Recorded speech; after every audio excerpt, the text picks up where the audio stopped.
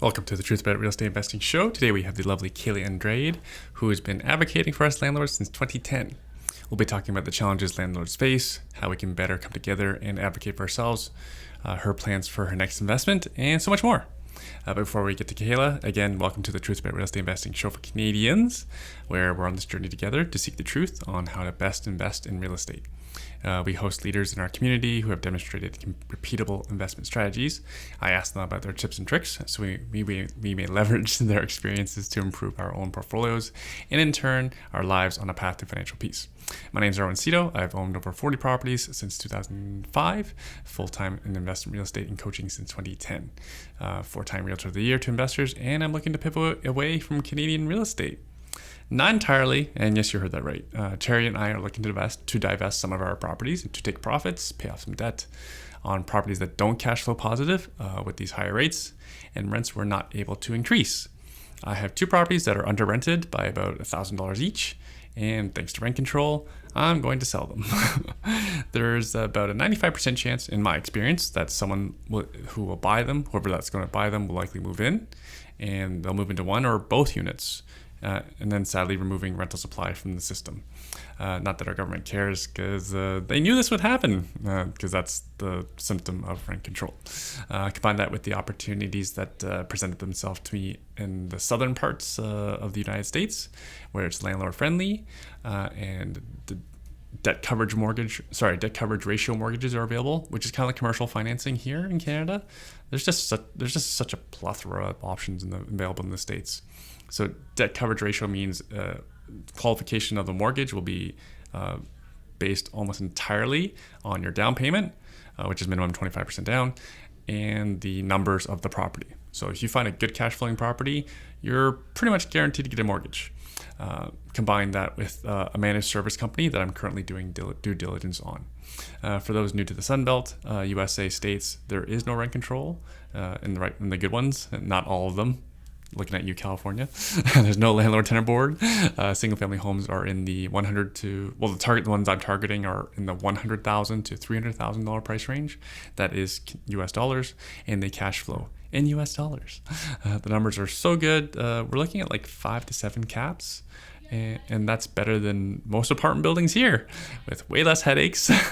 I don't need to have lots of tenants. I'm totally okay to make my money passively. And again, I'm throwing myself into the due diligence process. I'm booking myself a trip down south next month. I'll report my findings when I'm back. I have no doubt prices will go up again when the Bank of Canada cuts rates, but I have no doubt that I cannot raise my rents when property taxes are going up anywhere in the 6 to 14% range. And if you think I'm crazy, literally Belleville passed a property tax increase of 5.8% earlier this year, and Hamilton's looking at a 14% increase for next year. Also, the landlord tenant board is effectively broken. I'm left with no option but to figure out how to make real estate investing great again. That's tongue in cheek, folks. You know I'm not political, but I do like to make my investing great. Based on the survey that we sent out, 92% of respondents are interested in a workshop on how to learn, and in general, they're interested in a workshop on how a Canadian can invest in US real estate. In general, you're all interested in learning more about investing in the States in general. So you've spoken, and so we are doing just that. We're going to have more guests on the show to speak to US investing. I just booked a Florida guest for next month. And also on Saturday morning, October 21st, we are offering for the first time ever an investing in the US workshop in partnership with Share SFR and Lens City USA. So we will be covering topics such as that you've been interested in, such as US ownership structures in order to optimize mortgage options while limiting tax and liability, the top areas for investment, including everyone's favorites, Florida, Texas, Nevada, Arizona.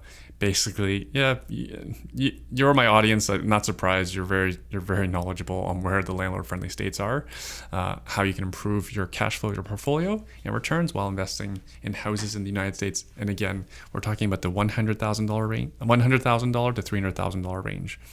Needless to say, the affordability is significantly better stateside. In-person seating is limited. We're limited to 24 seats. We've already sold a bunch of them. Yes, there will be a hybrid option to attend via Zoom, but in-person learning is always the best in my opinion, in my experience. But if you live in BC, we got you. Tickets are a silly, honestly silly little price of $30 plus tax for in-person and online. All proceeds go to charity. If you're a frustrated Canadian landlord like I am, you owe it to yourself to learn how to make real estate investing great again by investing stateside. Again, this is just education, folks. Because inflation is real, you need to be able to raise your rents, and there's plenty more inflation on the way. Just to clarify again, we're talking about buying property in the States that you own directly and control. You're the only one on title. There's no shares. There's no private lending. None of that sort of that stuff. It's just you owning the house. And again, friends of mine are coming. They're going to be talking about their managed service options. So see you there. iWin tickets can be got. I have a link in the show notes, of course. iWinworkshop.eventbrite.ca. Just go to the show notes. It's easier. And just click on it. Again, $30 plus tax and tip. On to this week's show. We have a longtime friend of ours in Kayla Andrade on the show, president of Ontario Landlord Watch, a grassroots not-for-profit organization. There's almost 10,000 Facebook group members that follow along. Kayla's been advocating for us landlords ever since her local city passed a bylaw that if a tenant doesn't pay their water bill, said debt is applied to the landlord's property tax. Gotta love how landlords are expected to backstop a tenant's debt. Kayla is here to share about her best practices on how we may advocate for our rights, so we may come together to make a healthier rental market here in Ontario for everyone, including the vast majority of tenants who are great. That's my experience. I thankfully don't have any tenants who are holding back on rent. We discuss challenges that we face, how she's pausing the growth of our portfolio, and of course, the always amazing upcoming 5th annual Ontario Landlord Watch Conference on Saturday, October 28th. Doors are at 1 p.m. and dinner is included. I'll be there with many wonderful speakers. I should mention there is no online option because everyone's going to be able to speak unfiltered if there's no recordings and no online option. So doors will be closed. I'll be there along with many wonderful speakers and a certain member of parliament that Kayla announces for the first time on this show. I've got a link to get tickets in the show notes, so grab them while you can. Again, that's Saturday, October 28th. Saturday, October 28th. Doors at 1 p.m. My friends from Single Key and Front Lobby will be there too. I hear there's another great tech company that will help people with their landlord forms so that they don't make any mistakes. Please enjoy the show. I present to you Kayla Andrade.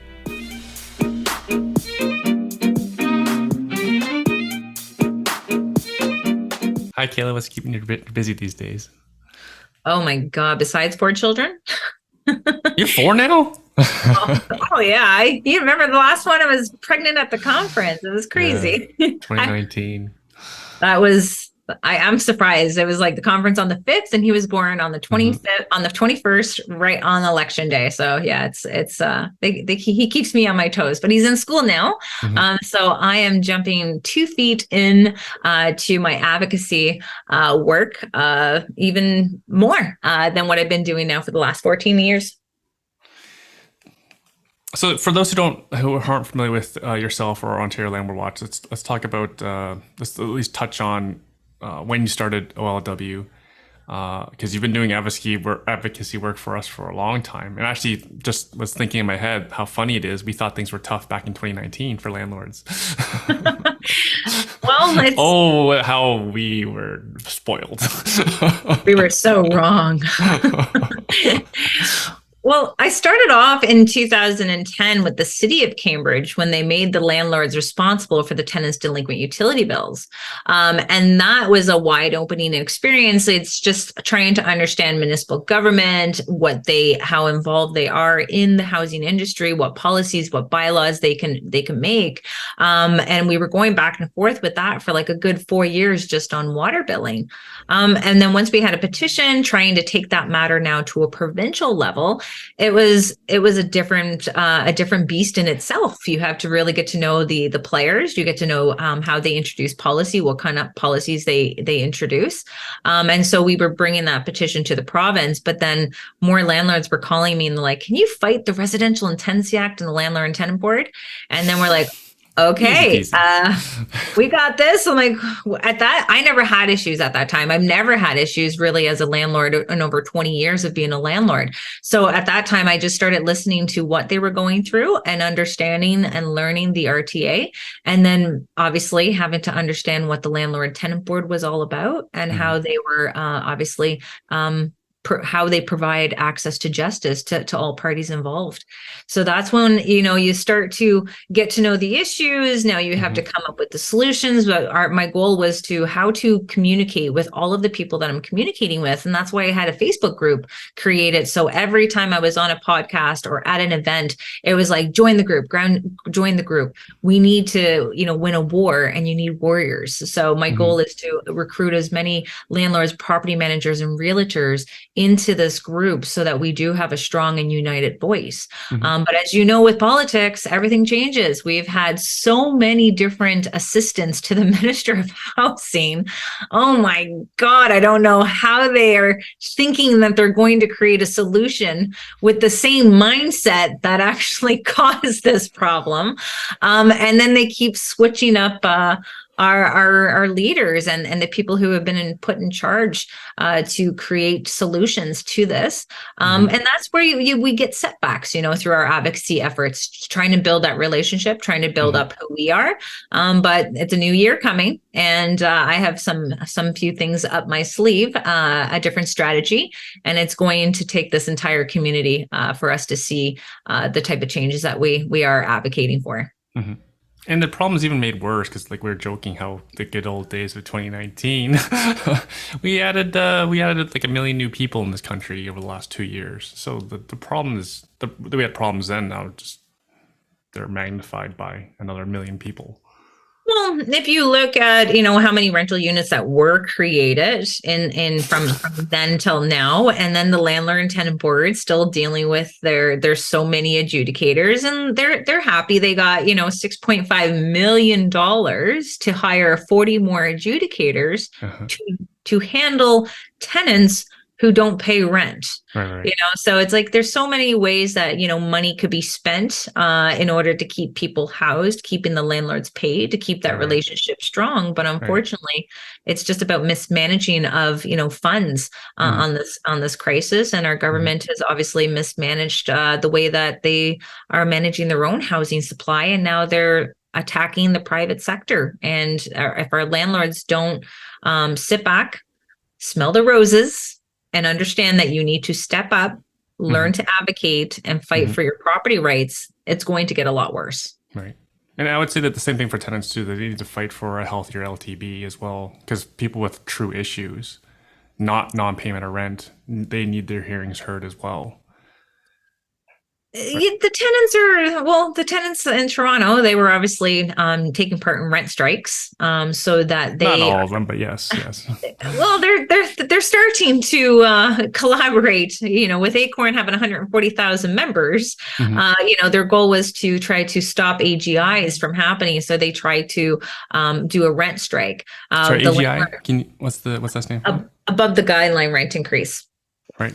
So these are, or sorry, these guideline above guideline increases. They were already approved at the landlord tenant board. No, they weren't even approved yet. Okay. Okay. So they were just applying for it, which Oh, could just the take, application. Okay. yeah, just the application, which could take 3 years to go through Right. the landlord and tenant board. But because the tenants had started a movement for a rent strike and trying to spread that to as many buildings as they could, the landlord and tenant board actually expedited that hearing for the AGI so that the tenants are now fully aware of what there could be expecting as an increase, if Hmm. any, Hmm. and help them not, contribute into these tenants still going on not paying rent on that landlord. So they were able to get an expedited hearing to deal with that case. And then the tenants were upset with it because there was an expedited hearing for the AGI. Hmm. Hmm. It's like, isn't that it's justice? Like, this is a way for you guys to find out if it's approved, First of all. Two, be told that you need to keep paying your rent no matter what. You don't have to pay the AGI increase until it's been approved, but you need to pay your rent on time. And they were upset that the landlord did get an expedited hearing to have his AGI heard because of the tenants taking part in a rent strike movement. Right. And the landlord's just following process for their application.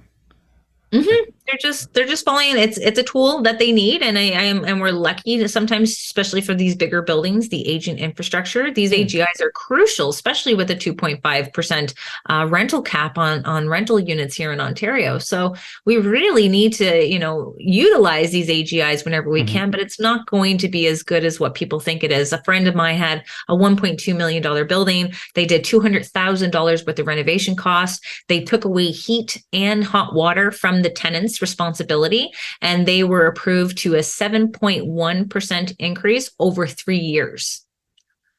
Spread out over 3 years. So over 3 years, yeah. Pretty minor. Yeah, and it's you're $200 in, you got a lot of work, a lot of proof of expenses, and showing proof that you've done the work in order to apply this information at the landlord and tenant board to do it. So it does. It's not as easy as they think it is, but push comes to shove with these bigger buildings. Bigger buildings means bigger expenses sometimes. Right. They need it, and they shouldn't be trying to make a mockery of it. It's a business, and it needs to be treated as such. These things cost money. Like, you have to replace windows, you have to upgrade balconies, you have to repave the driveway, the parking lot. There's all costs to that. The size of that roof, like, come on, what are you paying for that? Which is less than any of us, because you and I have our own roofs, so we had to pay for the whole thing. Tenant luckily has to share those expenses across everybody else. Yeah. So you got a lot of pushback, and we understand, like, there's not all tenants are poor, and not all landlords are rich, and so it's sad to see that we can't try to come together as good tenants and good landlords, trying to come together with creating a fair and balanced housing system. But our main concern is that supply, and if our investors are not helping the government create this supply, is it going to be the taxpayers paying for that supply? And if so, how much is it, and how long is it going to take for them to create that supply? And because everything I read points towards more price appreciation, inflation. I don't know if investors necessarily have the appetite to eat more of the inflation without being able to pass on the costs, since rent's controlled. That's where they're pivoting. They're pivoting now between tenants leaving and staying into the long-term rentals, or are they getting into short-term rentals if allowed? Because obviously they're attacking short-term rentals in many different cities throughout Ontario, and obviously Kayla, Canada. So just for listeners' benefit, you network with how many investors? Everyone who wants to talk with me. So how big is your Facebook group, for example? We're just about 9,600 members. Small community, right? And what are they saying? What are you have your finger on the pulse of 9,600 real estate investors from Ontario?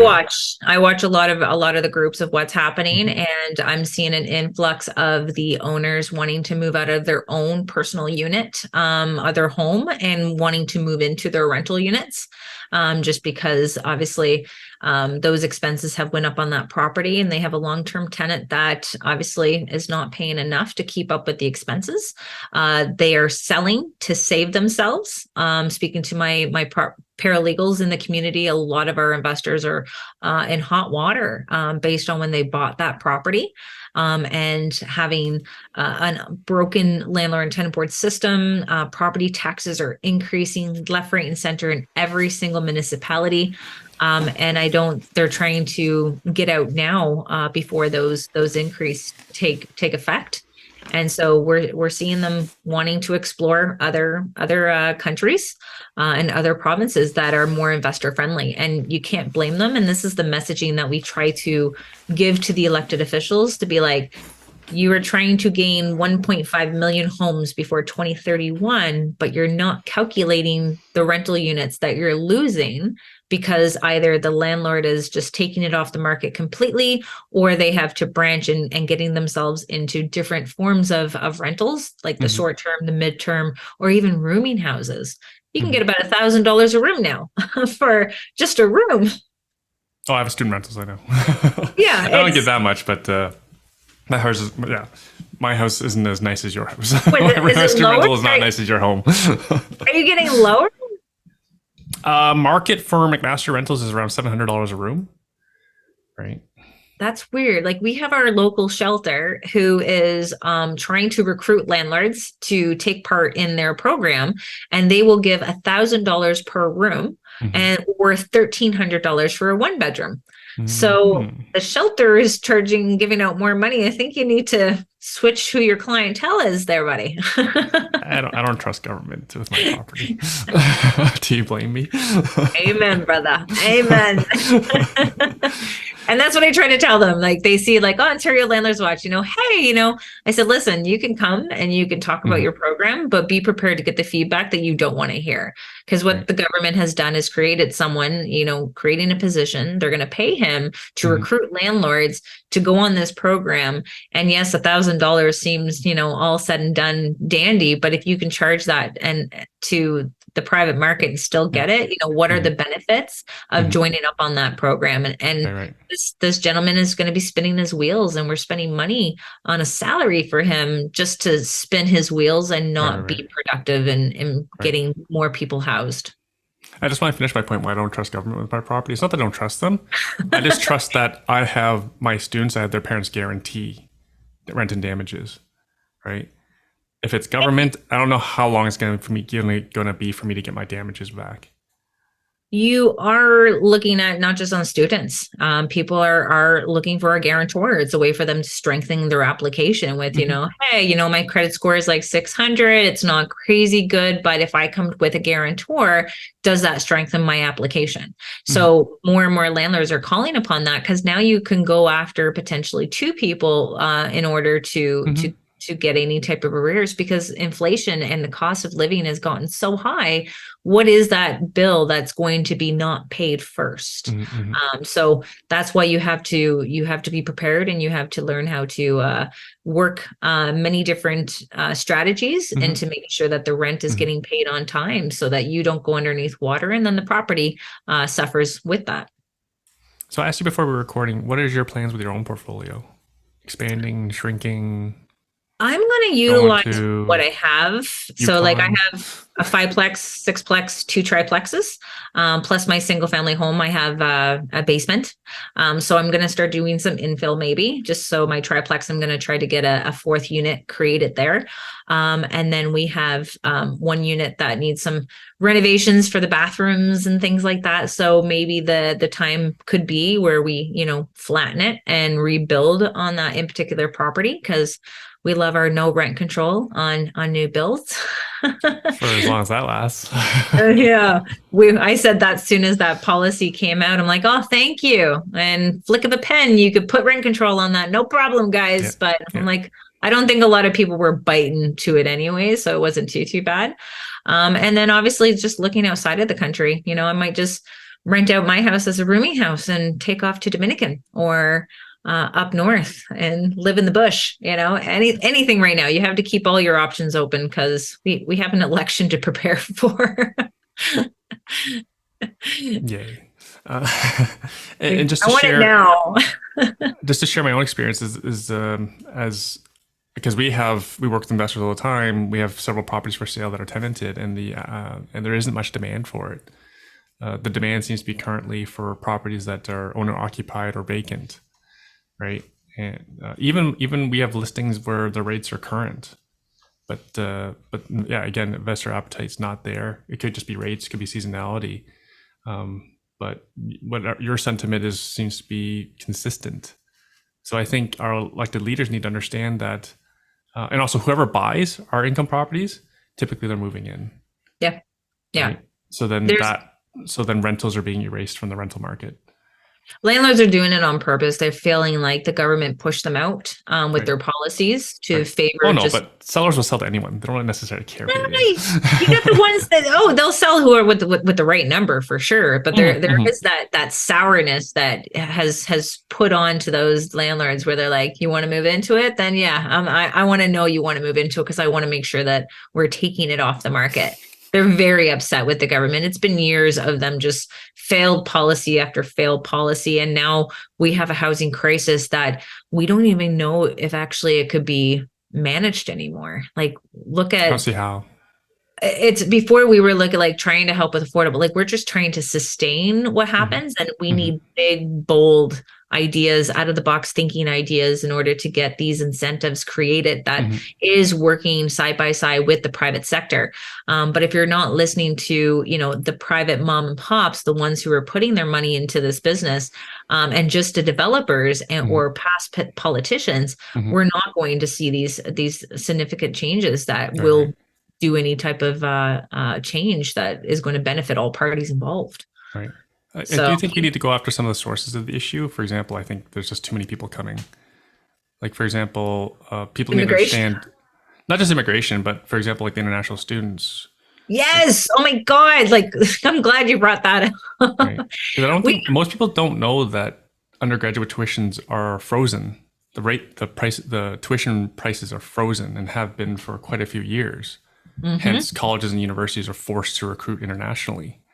mm-hmm. And And they're that's why we have so 40%. many of them here.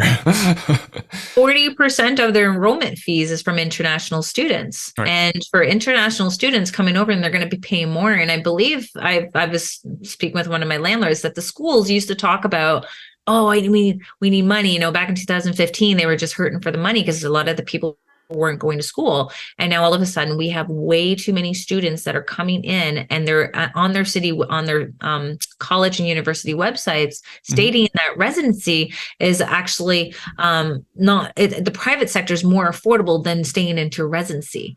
And so really encouraging people who are enrolling in that school to go into the private sector. Meanwhile, we're tapped out for supply, and they continue to keep bringing more and more students over into Mm-hmm. the country, which is Right. obviously just putting so much pressure on the housing supply as it is, Right. not Right. including the war happening and people coming over For to the proper KW. reasons. And then they want to Proper go refugee back. reasons. They're Yeah, they going want to back go to back. Ukraine. It's They're going like- back to Ukraine because they can't find housing here in the KWC area. yeah. Like, this is they have multiple different levels of government handling each sector, but each sector still ropes around that concept of housing. So Yeah. if you have someone in charge of immigration, and they just think that the people coming here for immigration is going to help us build more units, they're Mhm. sadly mistaken. So we do have to put they need a cap. They need a cap, but the schools they're bringing in billions Yeah. in revenue, and they're Mhm. passing, they get to get the profits, and they're Mhm. passing Mhm. that type of service now to the private sector. Mhm. Just like same thing with government. There's 855,000 people in Ontario on social assistance, and they don't have near that amount Mhm. for social housing. So they're passing the need for housing to the private sector as well. Mhm. So, Mhm. and the private sector is yelling at them saying, hey, we can't handle this landlord and tenant board. We can't deal with the broken RTA. We can't handle these bylaws and these policies and the landlord licensing and the restrictions and the Mhm. property taxes. Mhm. You guys they're backing the private sector into a corner, and we had to figure out why. So that's Yeah. part of like why I was calling for Steve Clark to step down. We had the green belt working with calling for his resignation. I was calling it for the concept. His policies were very much promoting the developer and trying to get the small landlords out of the business, or the small housing providers, private housing providers, and backing them out of the industry. So, but he's gone. I'm hopeful on the new one. It's an impossible job. Like, how can any country anywhere or accept the number of newcomers that we do? Right? Well, Because did you ever see the Americans doing as much as we do in terms of accepting new people? Well, And just to clarify something as well, like University of Guelph, there's an article on them just pretty recently how they are still struggling to make budget, right? yeah. I'm gonna guess that they're a little bit more on the ethical side. They didn't just accept anyone, so they probably Mm. didn't get to their 40% international students in order to make budget. So yeah, so I Well, don't know. they're marketing the international world with this dream, Mhm. and a lot of people are selling their belongings and their homes to come here for Oh schooling. yeah, So it's like, aren't terrible. you going back? Yeah. But it's a stepping stone into getting their citizenship. And I think a Yes. lot of them are here to do that because obviously if they're not happy where they are, just like the Ontario, Canadians are Mhm. trying to go into other countries where, uh, the cost of living is a little bit less, Yeah. Yeah. which is very shocking to hear, but Yeah. it's Or sad to see Calgary that. or Edmonton or yeah. Yeah, so we're going down a very deep rabbit hole, and we have to be prepared more so now than ever. But we have to get our community, our private housing sector, united and Mhm. organized, and Right. we have Right. to be loud. So speaking about being loud and uniting, tell me about the LLW conference. Is that what it's called? Ontario Landlord Watch Yeah, Conference. so we got the Ontario Landlords Watch Private Housing Sector Conference. It's going to be on October 28th in Cambridge, Ontario at the Armenian Club or the center. It's almost like a wedding. So we have I tease it's you about that because I know how much work you put into these things. It's like organizing a wedding, isn't it? it's a wedding. We got a three-tiered cake that's sponsored by Athena Property Management. We love have our them. centerpieces at the table. We even got our little, the little things that you get at the at your weddings, like a little favor, a wedding favor. Yeah. We even have one of those. Okay. What is Uh, it though? and Can you instead, tell I us? can't tell Or you. okay, okay, No. okay, okay. Don't. I'm really bad at keeping secrets. Don't tell me. Then we're going to be having our guest speakers. We have a good 10 of our speakers who I've been working with throughout the years, just really harming in what needs to be done, what needs to be said for the education portion to help our landlords with this troubling time. And the key is going to be tenant screening, preparing them what changes are happening on the provincial level with Bill 97 that's already been passed. We did put our 2 cents in, which we see are mandatory rental payments, a part of Bill 97. So we're going to highlight that at the conference to talk about what that is and what landlords need to do when it comes down to that change. And of course, N13s. So how many of you investors, look at a property and you're like, yeah, okay, I'm going to buy this. I'm going to tell all the tenants that they need to leave, and I'm going to renovate it, and then get the numbers up on that property, right? So Bill 97 does impact that ability for the landlords to serve an N13 application. So you are going to need to get approvals from a contractor to state that the tenant does need to vacate in order to do these typical changes. So we're going to highlight what that looks like for the Mhm. landlords when they are going through that and how we can work within that scope in order to still reach our goals because we know we have a lot of aging infrastructure. All the forums that are happening at the landlord and tenant board, the advocacy, what's going to come after the conference. We're creating a private housing task force. So somewhere where we are going to unite ourselves with different chambers across Ontario in order to step up our advocacy efforts because it's now needed more so than ever.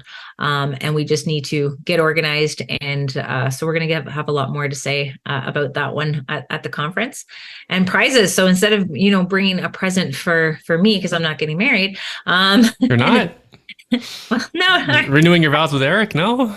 no, it Might as might bring well. Wedding, it's, renew vows. we're actually, it's the same venue that we actually had our wedding reception. So he might not even like step inside the hall. I don't know.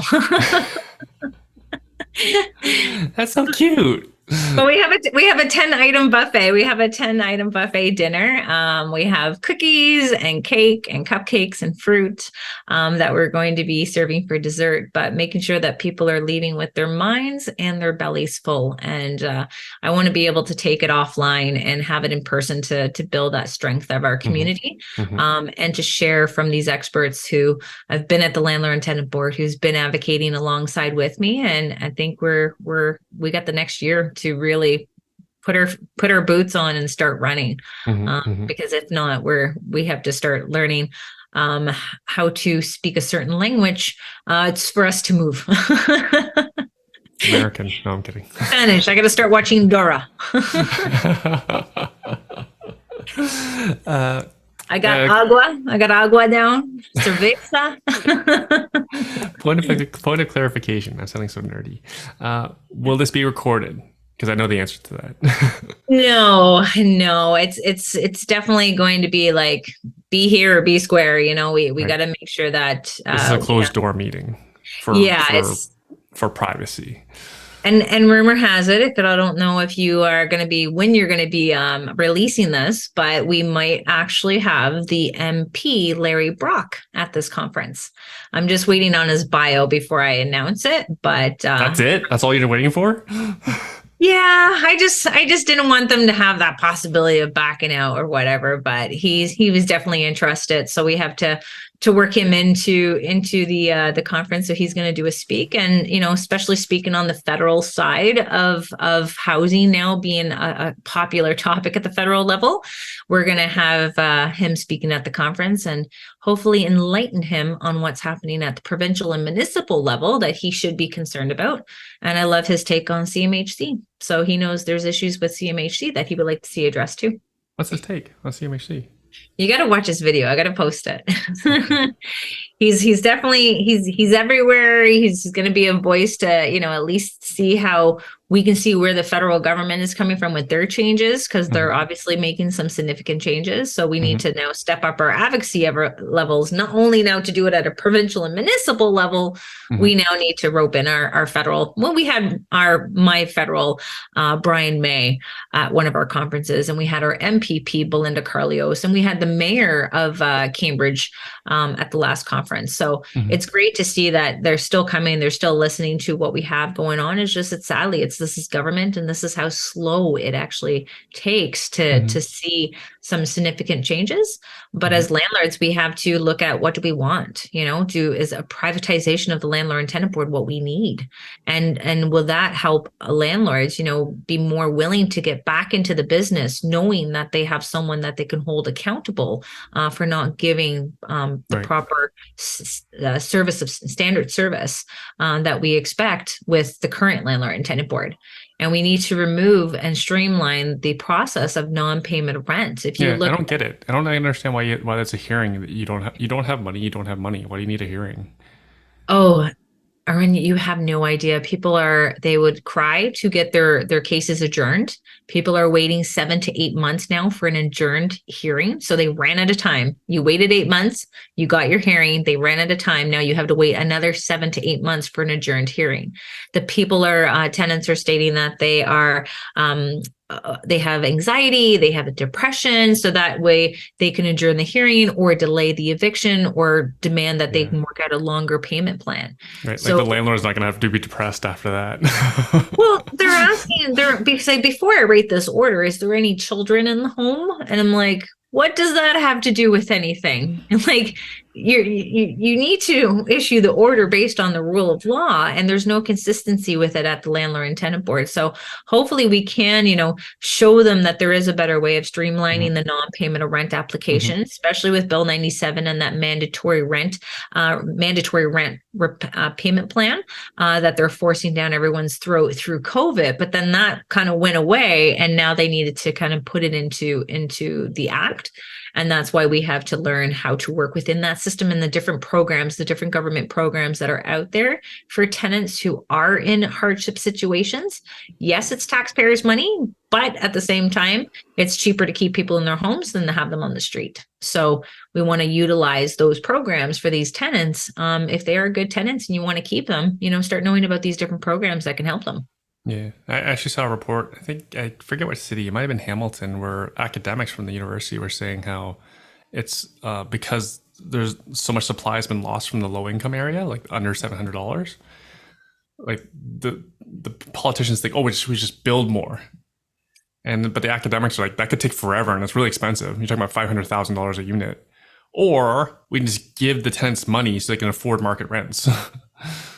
And they have that now with the portable housing benefit, but this is the catch. So if you have a tenant that's waiting for government housing, that waiting list in the region of Waterloo is 12 years. So if It's we, coming down too, right?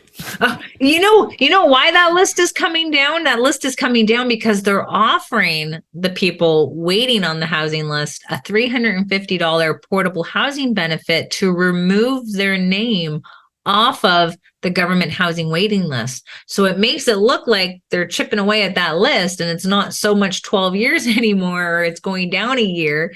It's just it's flabbergasting. And you know what? Sometimes if you look at who's in government housing, they don't need to like that should be used for people with more complex needs, I think.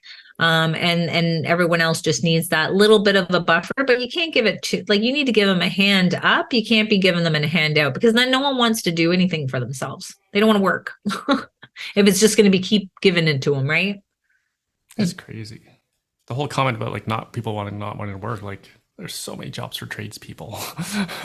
Yeah, and then they look at how much they're being taxed. There's a gentleman that was new to Canada, and he literally quit working because he's seen how much he was taxed.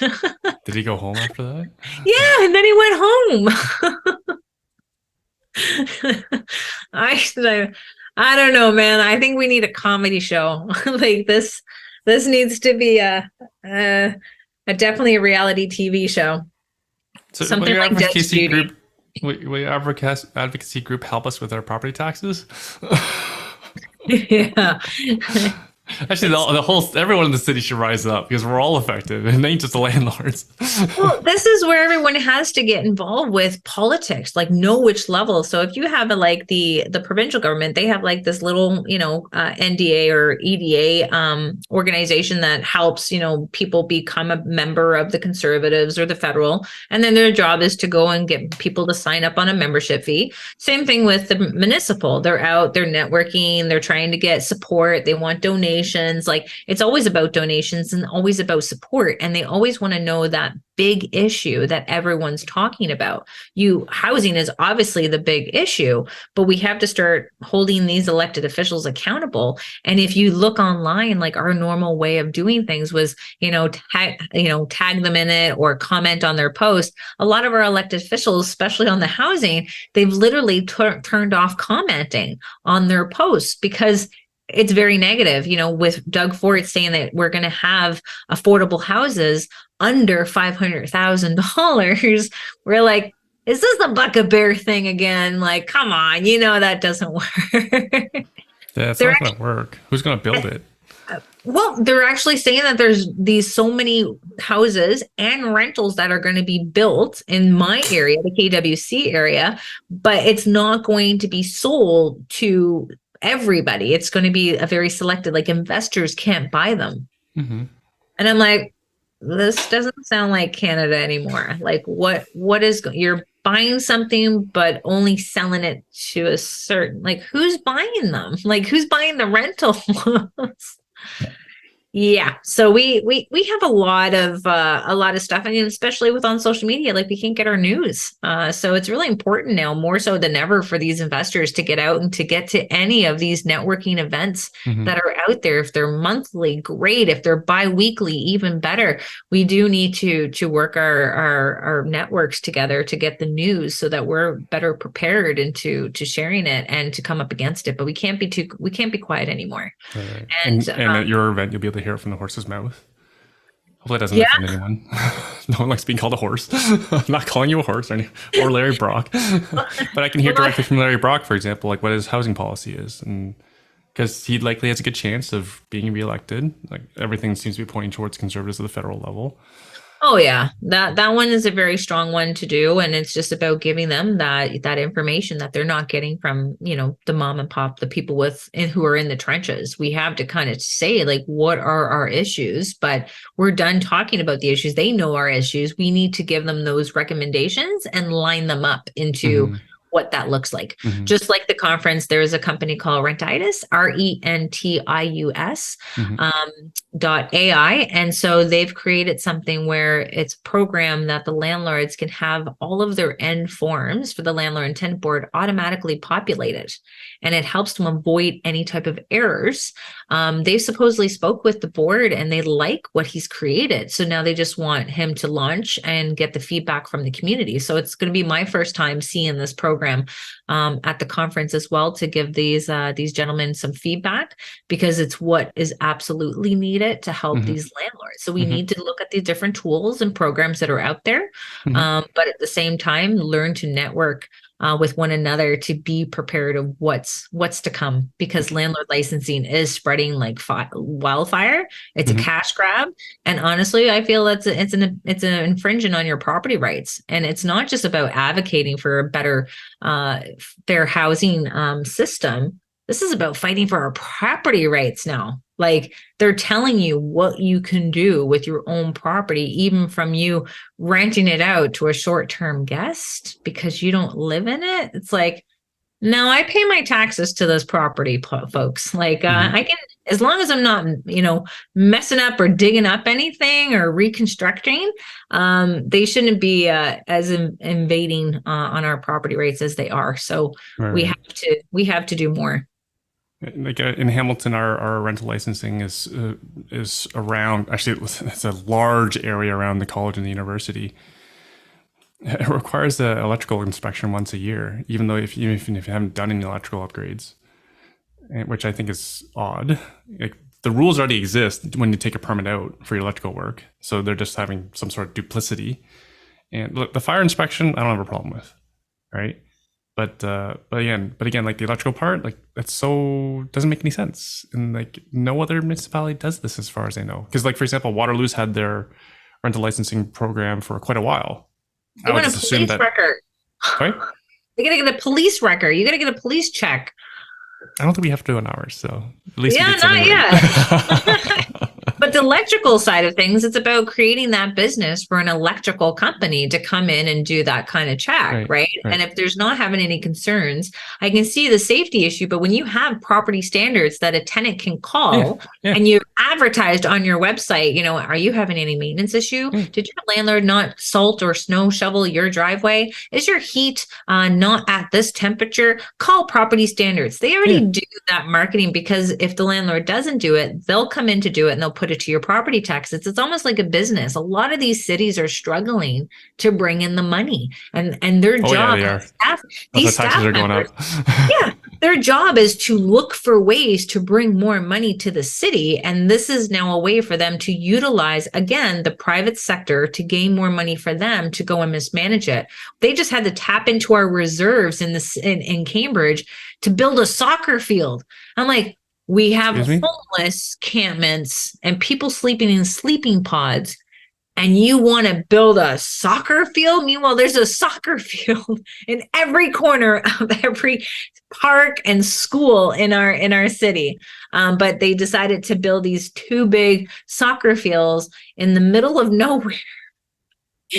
Yeah, it's just the type of people you're getting into power. Like, you guys need to start reading into these people's portfolios, where they come from, where their stance are, and they're going to be very cautious about it, because they don't want to come out publicly to give you their full opinion, because it could really tarnish the votes for them as they run for the election. We have a by-election happening right now for Ward 1 in the city of Cambridge. What's your property tax going up in Cambridge? So, about at least 10% for the region. So aren't people pissed about soccer fields? Problem is, they're not there at budget time. The way that budget time starts coming up now, for like in the winter, where people are like, okay, getting ready for Thanksgiving, they're getting ready for Christmas. No one's really able to know what's happening within budget time, or they don't have it in simple terms. So I'm hoping that we have like this tax group coming to light. They just got registered, I heard, in our city. So they're going to start taking that information and trying to do the best that they can of reaching that information out to the public, to be like, guys, like, step up for this. you have to say no to some of these asks from some of these organizations, and also spending. Like they're spending like over $250,000 at the city to redo a wall that is supposed to have water and plants on it, but the plants started dying, and now they're gonna redo the wall for $250,000.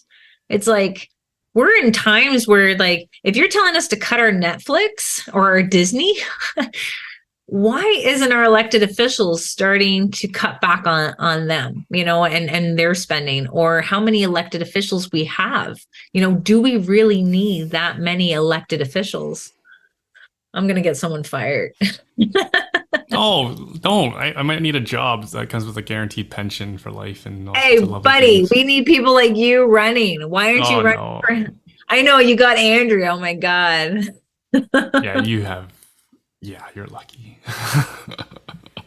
For the At listeners' least I have benefit, a mayor I like.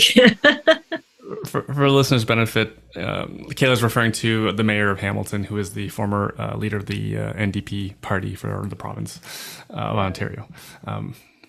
You can look into it as much as you like. Kayla, let's get into some best practices, because you have a lot of great companies that are sponsoring your event, as an example. Hmm. And so, yeah, because these all seem aligned with what you're talking about. You need to tenant screen, for example. Like I see you have a couple tenant screening companies in your as sponsors of the conference. Of course, yes. We have not only one but two. So we have a Single Key, Oh, I love Single. and we have Front Lobby and Landlord Credit Bureau.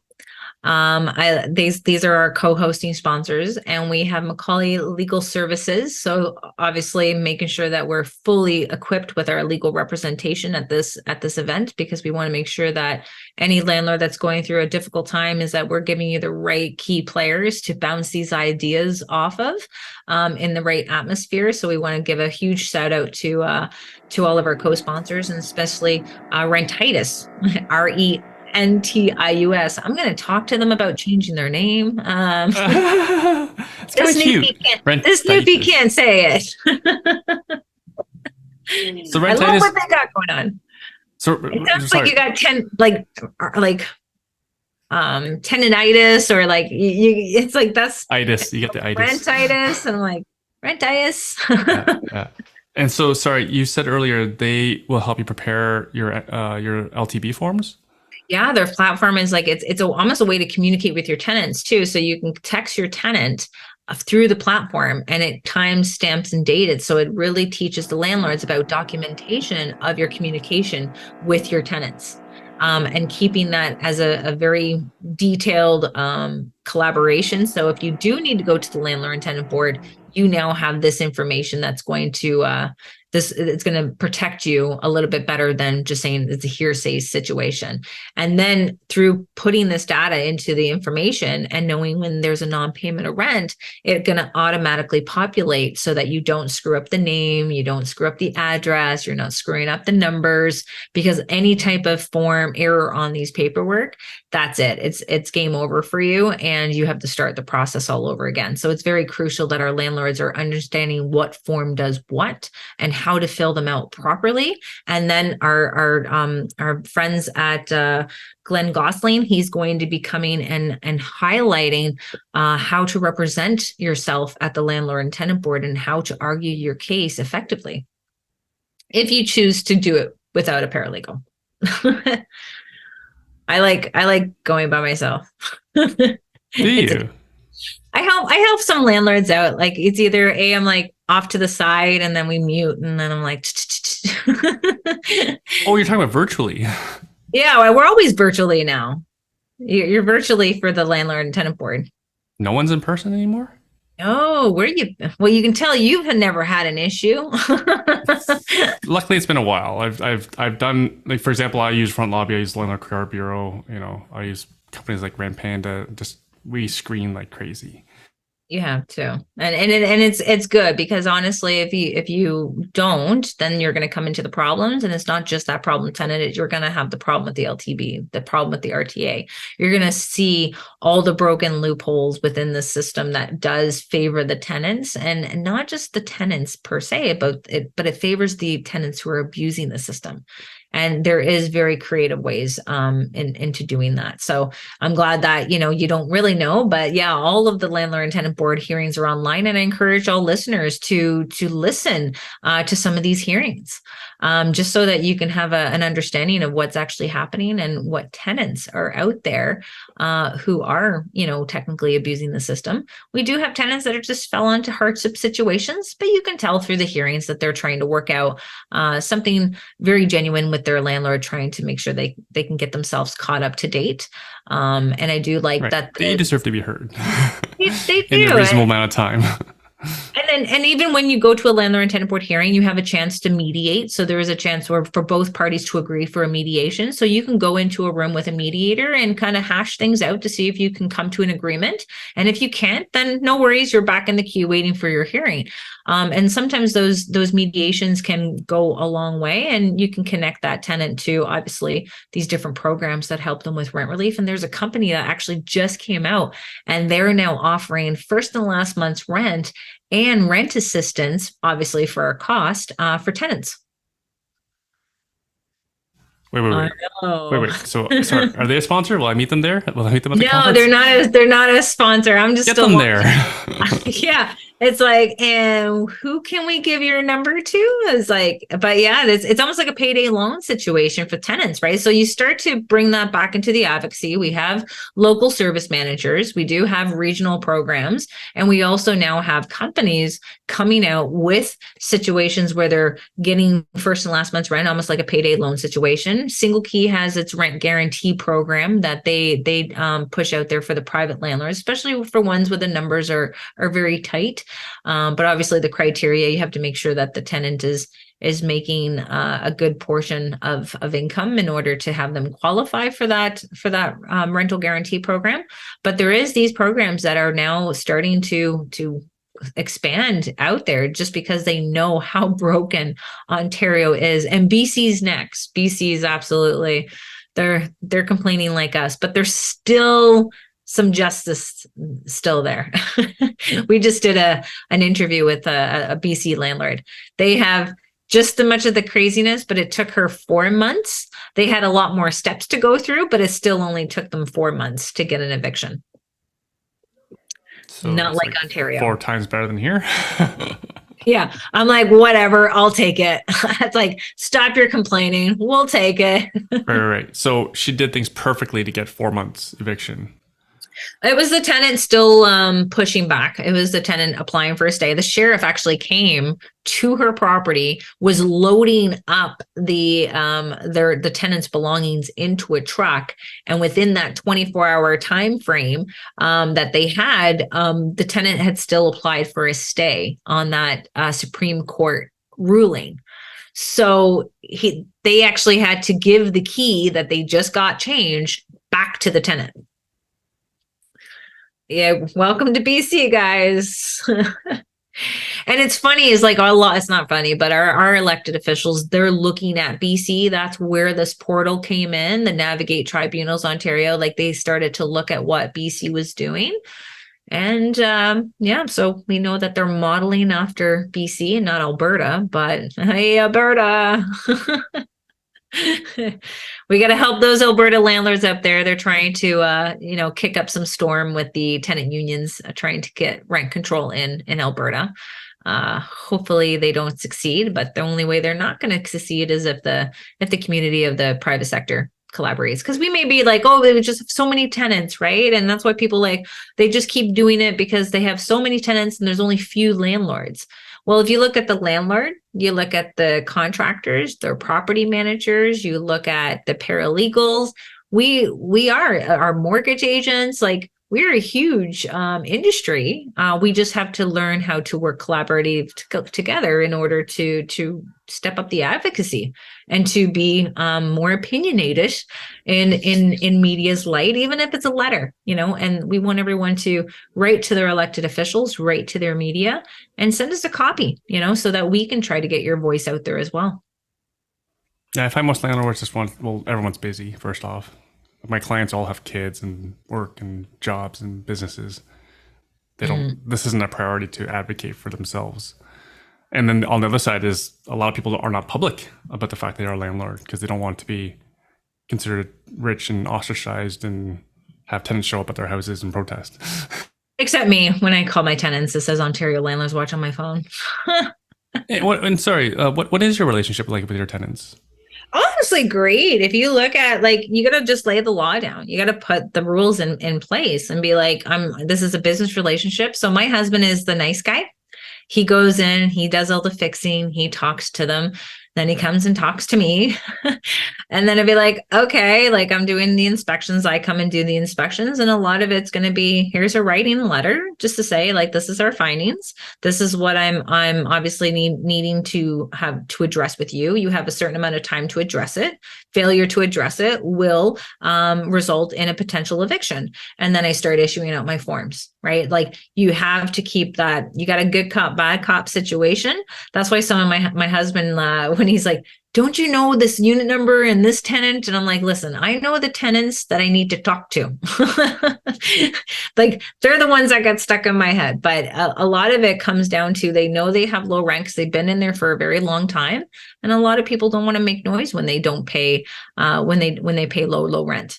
So they're just long-term tenants that are there. And then if not, you go through the process of the eviction and making sure you report their unpaid rent to front lobby so that it gets shared to the Equifax. So I might tell them straight up, I don't need your consent and I don't need an order to do it. It's going to impact you. So you're going to struggle looking for other accommodations with this on your credit. And even for what we just had, a 2-bedroom unit, $1,800 plus utilities. And we had 118 inquiries in 24 hours and another 119 inquiries the next day. And these people who are applying for the application, both of them are making $80,000 salaries. And we had a ton of people. Now you're going, okay, everything looks good. Credit looks good. Income looks good. You know, what's their debt ratio? Now you're just looking at, are you going to be a nice person to deal with? Right. And this is where we're getting ourselves into renting to the potential homeowners. You know, if we have a good amount of people that are so close to home ownership, but just can't take it to the next level, they're now taking up that spot in the housing industry for people to live. So so the people who are stuck in the rental industry, they're having a heck of a time. I can't even imagine how these, like we see it in these different groups on Facebook, like little mom groups, and people are like, hey, I just applied for government housing. How long is it going to take? Someone put down 36 years. And I was like, okay, hopefully it's not that long for you, and they're looking for very creative ways to get sped up on that housing list. And I'm not going to say it here just because I don't want anyone abusing it. But there is that they're desperate trying to get into government housing now, and they're going to lie to get themselves in there. Same thing with your application process. So many people are doing fraudulent paperwork, fraudulent credit checks. So making sure you're doing your own credit check is very, very crucial, and verifying, like people Like have using created. single key. Yeah, they created websites to say that they work for this company. They've created the whole website to make it look like it's a legit company. Like they're desperate times call for desperate measures, and that's what's unfolding in this. Because a lot of our landlords, especially with the single families or condos, and renting to the big families, they're selling and taking it over and selling it to a home occupier that you just lost the rental unit, and now that tenant now has to downsize into an apartment. So we've seen that right after COVID, where people were selling their single families. And we're seeing it today as well, because investors have to naturally pay more to own a house versus a homeowner. So ideally, you want to duplex it if you can, or like put a triplex in there. But at the same time, if your city is making it impossible or the funds are just not there for it, then yeah, but push comes to shove, you gotta let go and look out for better things. So Kayla, we're running out of time. So I like to ask this question pretty much of everyone. So say a new investor approaches you. What would your advice be? Run. I'm just joking. From the Dominican? I was actually jokingly in my head. I was going to ask you what the landlord tenant rules are like in Dominican. I'm getting familiar there. Don't you worry. My advice would be follow Ontario Landlords Watch. It's a free group to be in. I answer as many calls as I possibly can to help you guide you through a difficult tenant situation with my personal advice. From listening to that information, I'll connect you to any of the paralegals that I'm associated with to make sure that you're fully protected and you have legal representation to deal with the situation that you're in. But you have to advocate. You have to get involved very heavily with all levels of government, no matter what city you're in, no matter what party your elected official is from. We need you to do it. And I want to teach people how to do that. In order for us to strengthen our housing community. We just need to get our numbers, and we're going to be planning to do that with the housing task force after October, and make sure that we are being recognized as a voice for the private housing sector, and make sure that we can do our part and share everyone's voice through us. Or even better, if you want to say it yourself, we want to give everyone that platform to speak up, because our housing sector is under attack from all levels of government. And if you look at different ways to profit and to grow your portfolio, there's no other better way for you to try to grow your portfolio than advocate for your property rights. And then I have a very selfish question. I mentioned before when we were recording that I'm taking some profits here and I'm going to reinvest some of them in the States. Mm-hmm. Not alone. In landlord friendly states, such as like I'm looking at like the suburbs of Dallas, Texas, suburbs of Atlanta, Georgia, suburbs of Memphis, Tennessee. Again, from what my friends tell me, it's for non-payment of rent or like mischief or vandalism, it's about 30, 60 days for tenant eviction. What are your thoughts on investing in south of the border in landlord friendly locations? You're not alone. I've been hearing it from a lot of our landlords cashing out here, going into the States, going into Costa Rica, Dominican, Mexico, Portugal. There's many other opportunities out there. And I applaud all of our investors who have taken the plunge, done it themselves, built that network, and are now bringing that network back to Canada to save the rest of us. And it's sad that we're having this conversation, because people are like, good, then there's going to be more houses for the tenants to buy. And I'm like, no, just like the landlord was your, landlord, the landlords always have their landlord, which is the banks. So we always have someone to listen to, but we do have to start, we can't put all of our eggs in one basket. Yeah. And we have to go towards the countries or the provinces that are more investor friendly, because if you guys are on TikTok listening to investors talking about staying away from Ontario, and we're supposed to be the province that's open for business, and unfortunately it seems like Ontario just evicted their private housing sector out of the market, and I don't know for what reason, unless they want to be the only housing providers in town. So I think they want to be the only sheriff. Because they've done such a great job with public housing. So you remember when the Toronto with John Tory, he was excited to announce this funding for Toronto housing.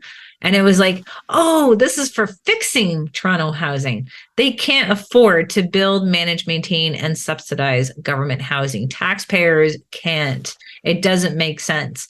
We're asking just for, okay, we wanted you to make sure our tenants have money to pay us, and we will build it, we will manage it, we will maintain it. Mm-hmm. You just need to make sure that you're subsidizing these tenants without putting us on that fine print contract. Mm-hmm. But there is obviously that need where they're trying to create incentives. They're just not quite getting it. It's almost like they're trying to build something, and they're supposed to be using tools. But they got the kids' plastic tools going on. Like it's not working for them. It's just too hard, right? Like the NIMBYs are very vocal already against developers. Imagine it was subsidized government housing, how the NIMBYs would rise up. But at the same time, it's like, do you like the encampments? Do you like the tents behind your house? Do you like sleeping pods? No, they say no to all of it. There's Yeah, no in it's between. There's no in the middle. There's no negotiation. There's no mediation. It's just no, all of it. All of it. No. no. Too many people in my backyard. So no, just too much traffic. Have you seen the traffic on my street already? It's like, okay, but we do have to get that sprawl, I think. Like if you look up in northern Ontario, like there's so much potential that's still there, but people are staying huddled into the Greater Toronto area, Southern Ontario. But it's going to be a change, and I think it's that change is going to be depending on who our next government's going to be from all different levels. But everyone needs to be alert. This is our warning sign. You will not see this on the news, on social media. Pay attention to your elected officials. Mhm. We need people who are experienced into dealing with this industry, and we need to call them out and tell them that they're not experienced into dealing with it. That's why they keep traveling to different municipalities to like, oh, we're in the city of Cambridge, we're in the city of Hamilton, we're here to talk about how we're going to meet our goal of 1.5 million homes. With who? The other level of government? Like, come on, guys. Like, I don't know what this incentive is for these municipal governments to incentivize government. Like, they're not building it. The private ones are doing it. It's comical. But hey, it's great for them just to ride on the coattails of it just so that they can keep getting reelected. But once I think this is the time, this election, it's going to be really, really bad for them because look at the mess that's been created. And I don't think they're going to be able to find that immediate solution that Mhm. people want to hear.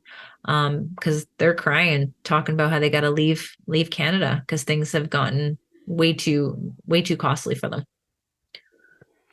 Kayla, one last time. Where can Let's people learn yeah, about? now let's drink. Yeah. Where can you find me? Where can we find you? Where can we find OLW? Where can we find out about your conference? So if you get onto my Facebook page, so you can look me up as Kayla Andrade, you can follow me there. The link to the conference is on my personal account as well. It slowly will be up on our website. But if you go onto the Ontario Landlords Watch public Facebook page, we have our links there. I'm also on LinkedIn and Instagram as Ontario Landlords Watch. And you might even find me on TikTok trying to do some videos. Not really good at them, so don't follow me yet. Hey, before we were recording, we were talking about your TVO when you were on that TVO panel. Would you recommend people have a look at that as well? Yeah, you can check out. That was the landlords versus the tenants. That was when the cameras were on. You should see the show, what happened after they were off. But Is that yes, available? Is the no, they wouldn't. oh It was good though. It was. We had like our own little video in the car after highlighting what was being said after the cameras turned off. So you can see that on my Ontario Landlords Watch YouTube channel as well. what was said? Did they like okay? Cameras are off. Oh We yeah, know they we're all just screwed. I'm like, this is a symptom of rent control. Like, we Yeah, need to get that 2.5 cap completely yeah, dismissed.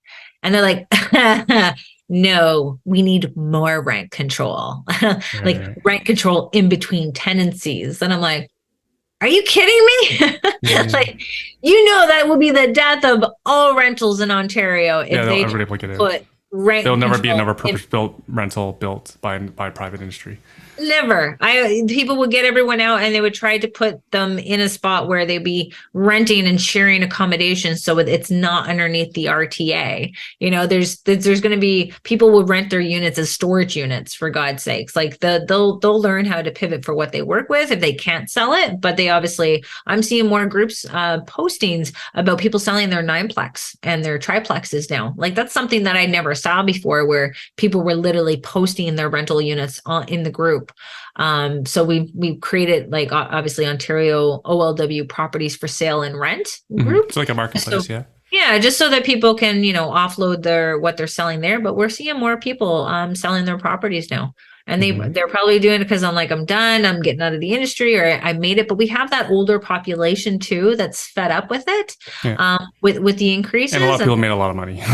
Yeah, and they made their money, and now they're ready to cash out before they lose it, or they're going with the same mindset as you, like, let's go and get ourselves into another country. Asset class. Yeah. So it's sad to see it happening. We warned our elected officials it was coming, and I don't know if they're going to have to do something very drastic now to stop those investors from continuing to do it, or to come back to the market. But once your money is gone and invested into another place like that, it's going to take a bit to try to get us back to a place that has no supply and no developers who actually want to build. So we'll see how this goes, but we're going to highlight what our government has done wrong, right? You show them that what you've done for your own housing stock, and now you're starting to attack the private sector. It's just going to end very badly for everyone involved. And we do want to look for a fair and balanced housing system to all parties involved: the landlord, the tenants, and the taxpayers. Because I know our taxpayers are not getting a fair shake for their taxes. And I don't think we can afford any more increases for the mismanagement of our money. We'll leave it there. Kayla, thanks so much for doing this. Oh, thanks so much. I can't thank you enough for having me on. I love the invitations and seeing you. And Cherry, tell her I said hi as well. We got to do it like a duo. We got to get both of you guys on there. Oh, you gotta divide and conquer. We're so busy. Yeah. That's why my husband, he's just like, okay, I'm gonna go deal with the rentals. You're gonna go and deal with the children. I'm like, can we switch? But thanks so much for doing what you're doing and bringing the information and the education to your listeners. And I want to thank everyone for listening to what I had to say, for my personal advice, and just know that I'm doing whatever I can to fight back and to advocate for our property rights and to hold us on as housing providers and strengthen that voice. Yeah, on behalf of me, my 17 listeners, we thank you for your advocacy and your service. Thank you so much. Thank you for watching. If you want to learn how to invest in real estate from scratch, my team teaches beginners how to use the #1 investment strategy that I personally use in a virtual free training class every month. Go to investortraining.ca/YouTube to register for our next class. The link is also in the description as well. I publish at least 2 to 3 videos a week here, so subscribe if you want to keep learning from seasoned investors like myself and my guests. And if you're just starting out, feel free to ask questions and comment below, and I do the best to answer each of those comments and questions myself. Again, if you're ready to learn the nitty-gritty about real estate investing from a professional investor, register for our next virtual class. That's at investortraining.ca/YouTube. Thanks again for watching. See you in the next video.